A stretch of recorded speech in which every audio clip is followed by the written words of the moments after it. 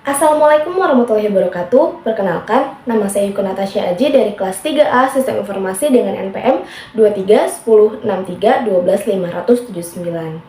Video ini dibuat untuk memenuhi nilai tugas mata kuliah Sistem Informasi, Akuntansi, dan Keuangan dengan dosen pengampu Bapak Ade Andri Hendradi, SSI MKOM. Pada video kali ini saya akan mereview sebuah aplikasi yang berhubungan dengan pajak. Namun, sebelum saya lanjut untuk mereview aplikasinya, saya akan menjelaskan terlebih dahulu pengertian dari pajak. Jadi, pajak adalah iuran wajib yang dikenakan oleh pemerintah kepada individu atau badan usaha berdasarkan peraturan perundang-undangan, tanpa imbalan langsung. Pajak digunakan oleh pemerintah untuk membiayai pengeluaran publik seperti infrastruktur, pendidikan, kesehatan, pertahanan, dan program sosial lainnya. Selanjutnya ada jenis-jenis pajak. Yang pertama ada pajak penghasilan atau PPH, yaitu pajak yang dikenakan atas penghasilan yang diterima atau diperoleh wajib pajak, baik individu maupun badan usaha. Yang kedua ada pajak pertambangan nilai atau PPN, yaitu pajak yang dikenakan atas transaksi jual beli barang dan jasa. PPN dipungut oleh penjual dan dibayar oleh pembeli. Yang ketiga ada pajak bumi dan bangunan atau PBB, yaitu pajak yang dikenakan atas kepemilikan atau pemanfaatan tanah dan bangunan.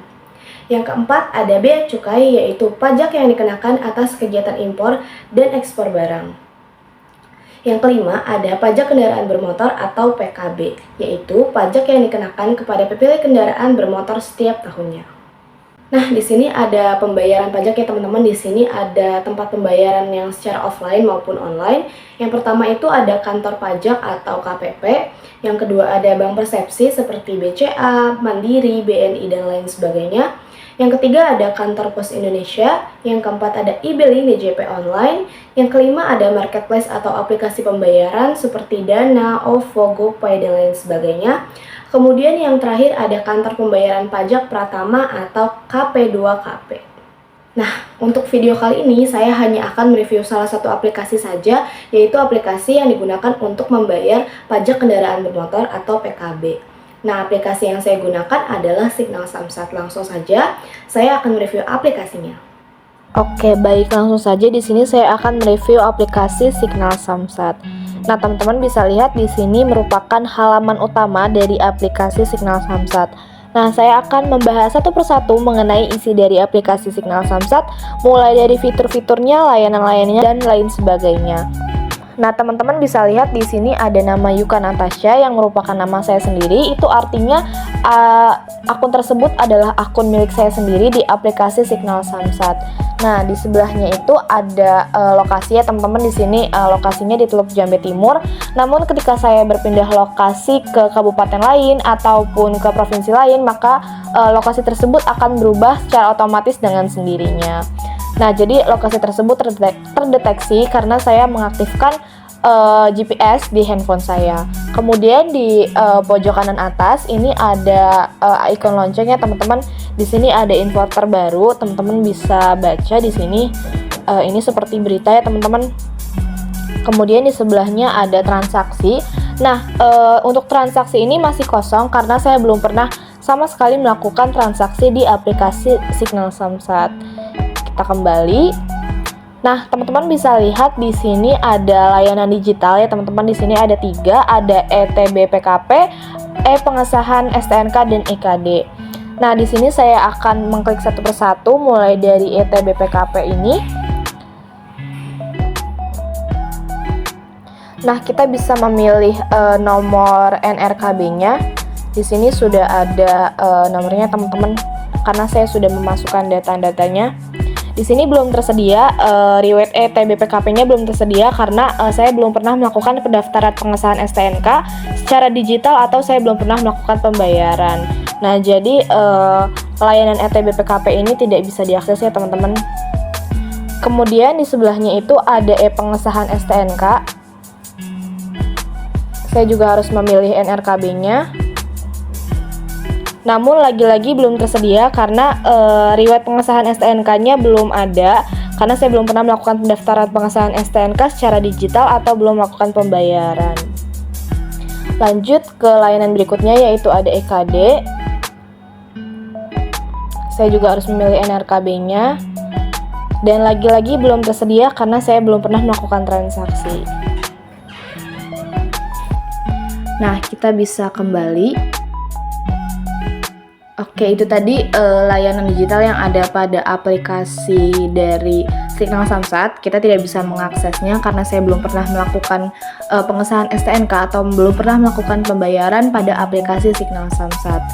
Nah, di sini teman-teman bisa lihat kalau di scroll ke bawah ada data kepemilikan kendaraan bermotor. Di sini teman-teman bisa lihat plat nomor saya.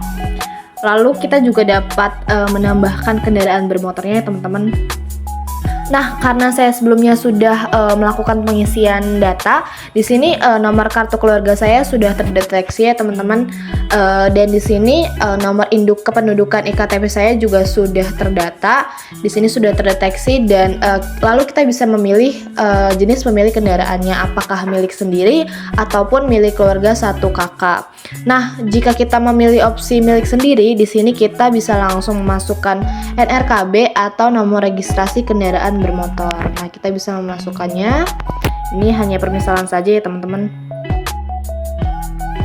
Nah, lalu kita langsung bisa mengisi 5 digit terakhir dari nomor rangka yang ada pada STNK. Ini misalnya hanya permisalan saja teman-teman. Lalu kita bisa klik saya menjamin kebenaran data yang diberikan, lalu kita bisa klik lanjut. Nah, apabila kita mengklik opsi milik keluarga satu kakak, kita harus masukkan nomor induk kependudukan dari IKTP keluarga tersebut yang memiliki kendaraannya, lalu kita harus mengunggah foto IKTP orang yang bersangkutan. Kemudian sama di sini kita juga harus memasukkan NRKB-nya dan 5 digit terakhir dari nomor rangka, lalu kita bisa klik lanjut. Kita kembali.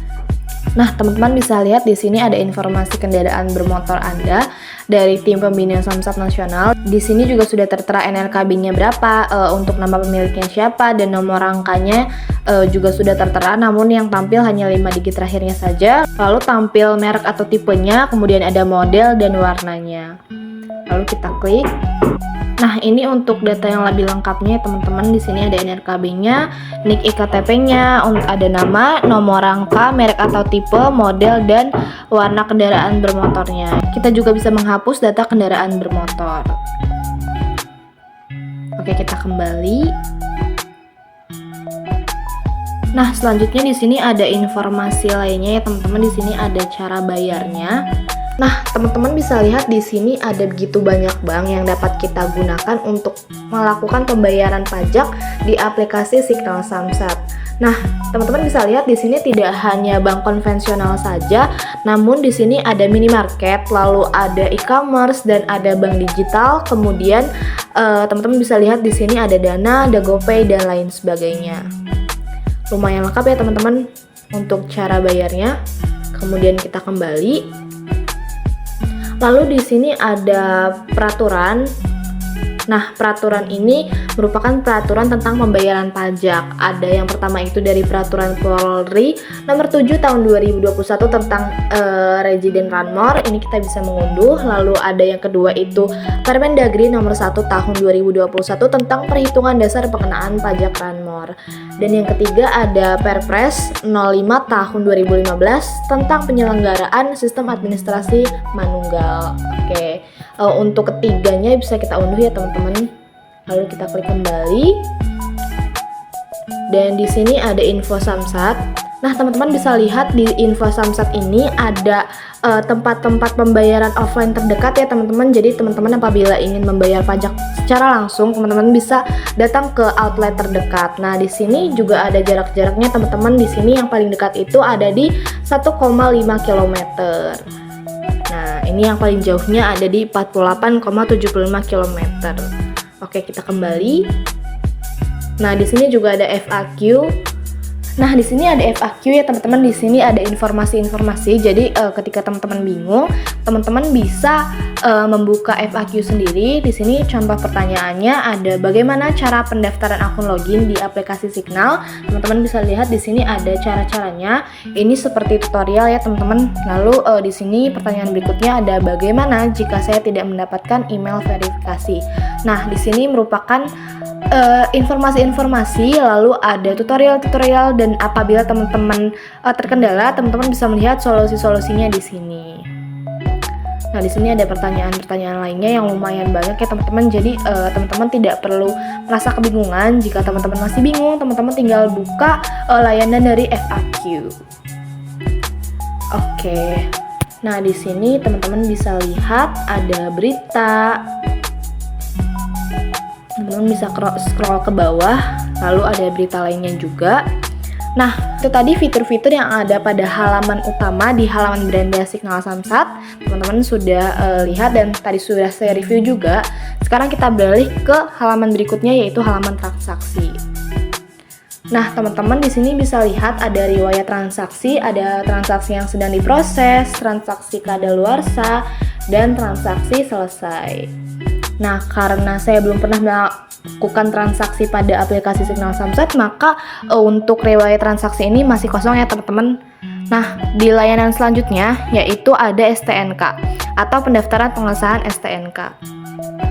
Nah, di sini ada step-stepnya teman-teman untuk melakukan pendaftaran pengesahan STNK. Itu yang pertama, kita bisa pilih NRKB, lalu melakukan SKKP dan pengiriman TBPKP dan konfirmasi data. Di sini kita coba untuk pilih NRKB dan NRKB-nya sudah ada. Nah, di sini teman-teman bisa lihat kita sudah melewatkan step pilih NRKB.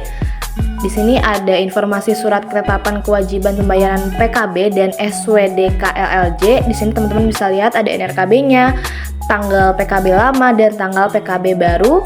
Dan di sini ada milik keberapanya, lalu ada wilayah apanya, lalu kemudian ada PKB pokok, ada PKB denda dan SWD KLLJ pokok. Lalu ada SWD KLLJ denda dan total pembayarannya berapa. Nah, teman-teman bisa lihat di sini total pembayaran pajak yang harus saya bayar yaitu 262.500. Nah, di sini teman-teman bisa lihat apakah dokumen TBPKP ini ingin dikirim ke alamat Anda. Teman-teman bisa klik ya ataupun bisa juga tidak. Nah, jika klik ya lalu kita klik lanjut, maka kita klik ya lagi. Kemudian di sini pengiriman akan dilakukan pada saat proses cetak selesai oleh Pos Indonesia. Nah, di sini teman-teman bisa memilih samsatnya. Misalnya Samsat Kabupaten Bekasi, lalu ada kode pos Samsatnya, ada alamat dari Samsatnya, dan kita harus mengisi penerimanya. Kita harus mengisi provinsinya, kemudian memilih kabupaten kotanya, kecamatannya kita bisa isi, lalu ada kelurahan, ada alamat lengkap, kode posnya, lalu ada nama penerima, alamat email, nomor telepon, dan jenis pengirimannya. Oke, kita bisa kembali ya teman-teman. Nah, ini jika kita klik tidak, kita harus mengambil sendiri dokumen TBPKP ini di Samsat. Jadi seperti itu teman-teman untuk dokumen TBPKP-nya. Oke, kita klik kembali. Lalu di layanan sebelahnya ini ada pengaduan ya teman-teman. Apabila teman-teman merasakan kendala atau kendala yang berat dan teman-teman tidak tahu bagaimana solusinya, teman-teman bisa melakukan pengaduan melalui live chat, email, Facebook, Instagram, dan FAQ. Nah, di sini teman-teman bisa lihat ada customer service Samsat. Teman-teman bisa lihat di sini ada webnya, lalu ada emailnya. Kemudian di halaman berikutnya ada halaman profil. Teman-teman bisa lihat di sini ada nama saya, lalu teman-teman bisa klik ubah profil. Nah, di ubah profil ini tertera nik IKTP milik saya yang sudah terverifikasi, lalu nama saya yang sesuai IKTP, kemudian ada alamat email dan nomor telepon. Nah, di sini teman-teman bisa ubah kata sandi juga. Saya harus memasukkan kata sandi lama, lalu kata sandi baru, dan harus mengulangi kata sandi apabila saya ingin mengubah kata sandi di aplikasi Signal Samsat. Lalu di sini ada syarat dan ketentuan ya teman-teman. Di sini ada syarat dan ketentuan dari aplikasi Signal Samsat. Teman-teman bisa lihat sendiri. Oke, kita kembali. Kemudian di sini ada kebijakan privasinya juga. Teman-teman bisa lihat sendiri. Dan kita bisa melakukan logout akun dari Signal Samsat. Oke, kita kembali. Nah, seperti itu tadi fitur-fitur yang ada pada aplikasi Signal Samsat. Semoga video yang saya buat bermanfaat. Terima kasih atas perhatiannya. Kurang lebihnya mohon maaf. Saya akhiri. Wassalamualaikum warahmatullahi wabarakatuh.